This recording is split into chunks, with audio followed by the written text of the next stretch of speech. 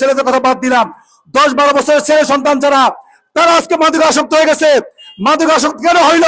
আমাদের যারা নেতা, তারা মাদক সাপ্লাই দেয়, তারা মাদকের ব্যবসা করে, তারা মাদকের ব্যবসা করার কারণে আমার সন্তান আজকে ভুল পথে চলে যাচ্ছে। মাদক আসক্ত সন্তান বাবাকে খুন করছে, মাকে খুন করছে, পুরা পরিবার থেকে একটা অশান্তির জগতে বানাই ফেলছে।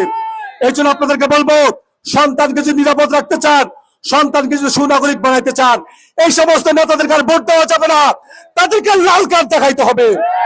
এই জন্য আগামীর বাংলাদেশ রিক্সা মার্কা বাংলাদেশ করতে হবে। আগামীর বাংলাদেশ ইসলামের বাংলাদেশ করতে হবে। কারণ ইসলাম ছাড়া কোন তন্ত্র মন্ত্রের মাধ্যমে শান্তি, নিরাপদ জনপদ কখনো করা সম্ভব হয় নাই।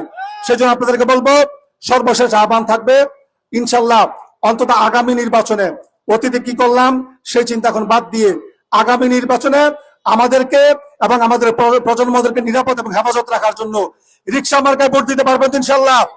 শিবপুরবাসী রিক্সা মার্কায় ভোট দিয়ে শিবপুর একটা নীরব বিপ্লব ঘটেই দেখান ইনশাল্লাহ। আল্লাহ তাআলা আমাদের সবাইকে তৌফিক দান করুক। আজকে আমাদের এই প্রোগ্রামে যারা আমাদের ডাকে সাড়া দিয়ে এখানে এসেছেন, সবাইকে ধন্যবাদ জানাচ্ছি। আসসালামু আলাইকুম।